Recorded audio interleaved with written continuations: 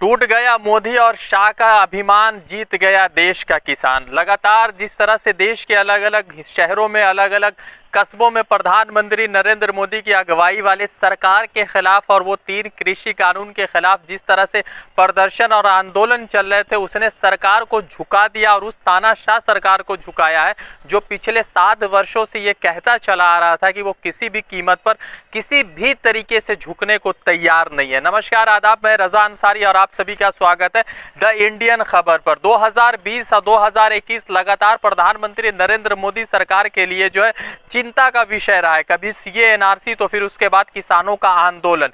CA NRC वापस नहीं हो पाया और सीए एनआरसी को लेकर गृह मंत्री के विशेष तौर पर ये जो है वादा है और संवेदनाएं हैं कि देश भर में एक सीए एनआरसी लागू होगा और सीए एनआरसी लागू होने से कोई भी उन्हें नहीं रोक सकता है। मगर कल जिस तरह से प्रधानमंत्री मन की बात करने आते हैं टीवी पर और उस मन की बात में किसानों की बात पहली मर्तबा करते हैं और उन 3 कृषि कानून को वापस लेते हैं, तो उसके बाद जो है कुछ अपने लोगों के पेट में दर्द शुरू हो जाता है और जिसमें कंगना रनावत भी शामिल है, तो दूसरी तरफ पूजा शकुन पांडे भी शामिल है। पूजा शकुन पांडे हिंदू महासभा की ऑल इंडिया जनरल सेक्रेटरी है, मुख्य सचिव है और उसके बाद प्रधानमंत्री नरेंद्र मोदी के खिलाफ अब ऑल फॉल बोल रही है और मुसलमानों को और कश्मीरी जो जहां पर 370 लगाया गया है वहां पर उनको काफिर, जिहादी और ना जाने कितने तरह के अपशब्द का प्रयोग किया जा रहा है। अब सवाल सबसे महत्वपूर्ण यह है कि कल अलीगढ़ में एक प्रेस कॉन्फ्रेंस के जरिए हिंदू महासभा के पूजा शकुन पांडे ने प्रधानमंत्री नरेंद्र मोदी का तस्वीर अपने ऑफिस से हटाकर सावरकर का तस्वीर लगा दिया है और ये भी कहा है कि कश्मीर में जिस तरह से नफरत का माहौल है और जिस तरह से ये जो कानून वापस लिया गया है, इससे तो साबित हो रहा है कि आने वाले आगामी दिनों में प्रधानमंत्री नरेंद्र मोदी उन जिहादियों, उन काफिरों का भी जो है 370 वापस ले लेंगे और सीए एनआरसी वापस ले लेंगे। पूजा शकुन पांडे यही वही महिला है जो 2019 में 30 जनवरी को प्रधानमंत्री नरेंद्र मोदी की सरकार होते हुए जो है गांधी जी के इफिजी यानी उनके स्टैचू पर जो है गोलियां चलाती है और उसी प्रकार से चलाती है जिस तरह से नाथूराम गोडसे ने 30 जनवरी को आज़ादी के कुछ सालों बाद जो है गोलियां चलाई थी। एक वीडियो है, छोटा सा क्लिप है जिसको ईटीवी भारत ने कवर किया और भी दूसरे चैनल पर डाला गया। इस वीडियो को आप देखिए और समझने की कोशिश कीजिए कि प्रधानमंत्री नरेंद्र मोदी या भारतीय जनता पार्टी की तरफ से जिस तरह से नफरत का पूरा बाजार लगाया गया है, उन बाजार में किस तरह से ये लोग जो है घी डालने का काम कर रहे हैं। ये वीडियो देखिए जिसको ईटीवी ने और दूसरे भी चैनल ने कवर किया। ये वीडियो देखिए।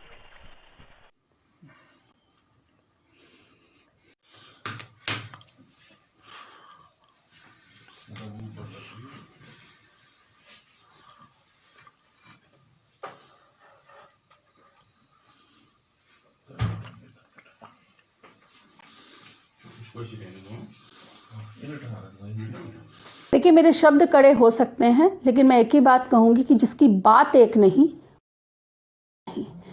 मैं घोर प्रशंसक थी मोदी जी की और उनके लिए कायल हो चुकी थी जब 370 वाला केस आया था और ये सब चीजें वापसी हुई थी। आज ऐसा क्या हुआ कि आपने इन बिलों को वापस लिया? इतने साल का जो आपने लगभग 1.5 से 2 साल का ये टेन्योर जा रहा है, क्या केवल राजनीति और गद्दी के चाहत में आपने अपने सिद्धांतों से समझौता कर लिया? मुझे ये उम्मीद मोदी जी से नहीं थी।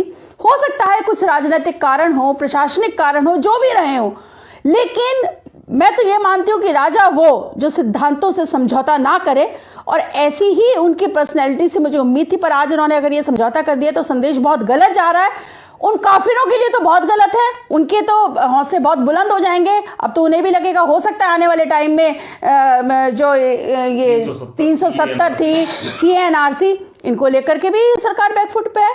ये जो भी किया ये बहुत गलत किया है।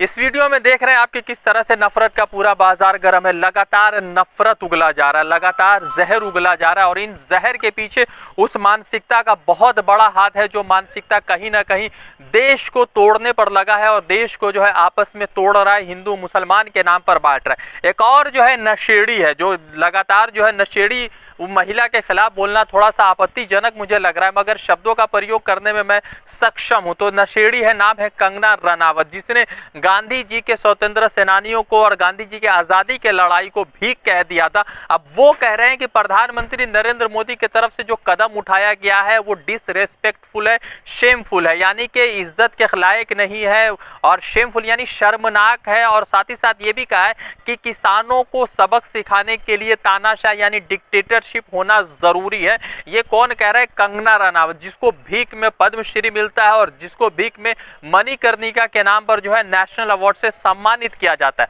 अब सवाल सबसे महत्वपूर्ण यह है कि प्रधानमंत्री नरेंद्र मोदी पिछले 7.5 वर्षों में पहली मर्तबा सेटबैक पर आए और पहली मर्तबा कदम को पीछे हटाया तो जितने भी भारतीय जनता पार्टी के लोग थे सबके पेट में जो है चूहे दौड़ने लगे हैं। और सभी लोग जो है प्रधानमंत्री का फैसला है तो मानना तो पड़ेगा क्योंकि हाईकमांड का फैसला है, मगर कहीं ना कहीं नाराज जरूर लग रहा है। और खासकर योगी आदित्यनाथ ने भी तस्लीम कर लिया है कि वो अब हार चुके हैं, क्योंकि जिस तरह से उनकी बयान और उनकी बातें सामने आ रही। मगर इतना जरूर है कि CA/NRC वापस नहीं हो सका, 3 कृषि कानून वापस हो गया। सुप्रीम कोर्ट ने ये कहा है कि जो 3 कृषि कानून को वापस लिया गया वो सभी जो है पॉलिटिकल स्टंट है प्रधानमंत्री नरेंद्र मोदी का। अब देखना यह है कि किस तरह से ये जो 3 कृषि कानून को हटाने के बाद उत्तर प्रदेश और हरियाणा में चुनावी रणनीति बनती है, उसमें किस तरह से उथल पुथल देखने को मिलता है। रजा अंसारी की रिपोर्ट, जुड़ते दूसरे अपडेट के साथ। धन्यवाद।